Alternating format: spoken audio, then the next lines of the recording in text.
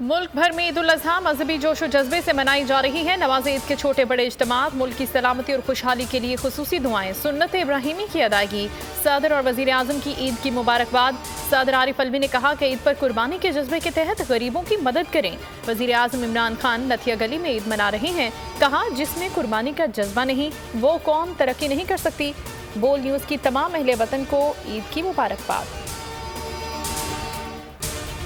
ईद उल अजहा का पहला रोज कराची में जानवरों की आलाइशें और बाकियात नदी नालों में फेंकी जाने लगी। कचरा जमा करने वालों ने लियारी नदी में आलाइशें फेंकना शुरू कर दी। सेवरेज और बरसाती नालों की बंदिश का खदशा। महकमा मौसमियात ने शहर में रवां हफ्ते मानसून के दूसरे स्पेल की पेशगोई की है। कराची सीव्यू के करीब बहरी जहाज रेत में फंस गया। कंटेनर से लदा जहाज साहिल पर कई घंटे से रुका हुआ है। जहाज रेस्क्यू करने के लिए पाक बहरिया और केपीटी की टीमें मुतहरिक।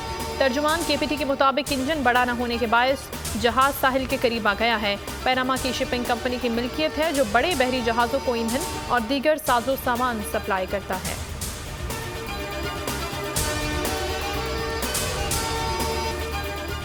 मरियम की सीवी नवाज शरीफ के घर पैदा होना है। उनकी सियासी तरबियत आबिद शेर अली, अज़मा बुखारी और हिना परवेज ने की। फवाद चौधरी का ट्वीट में बाद लिखा, मरियम नवाज का सारा जोर सिर्फ इमरान खान की मुखालिफत है।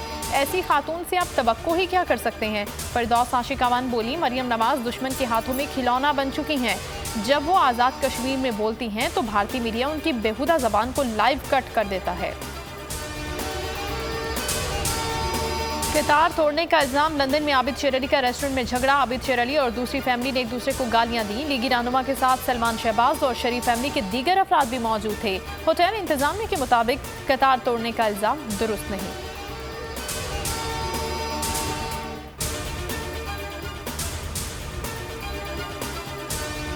बैरून मुल्क जाने वाले अफराद के लिए खुशखबरी। फाइजर वैक्सीन की मजीद 14,000 खुराकें इस्लामाबाद पहुँच गई। रवामा फाइजर वैक्सीन की मजीद डोज मौसूल हो जाएंगी। गुज़श्ता माह 1,06,100 फाइजर वैक्सीन की खुराकें मौसूल हो चुकी हैं। सीनियर सहाफ़ी आरिफ निज़ामी लाहौर में इंतकाल कर गए। आर्ज़ा कल्ब में मुब्तला थे। 2 हफ्तों से मकामी अस्पताल में ज़ेरे इलाज थे।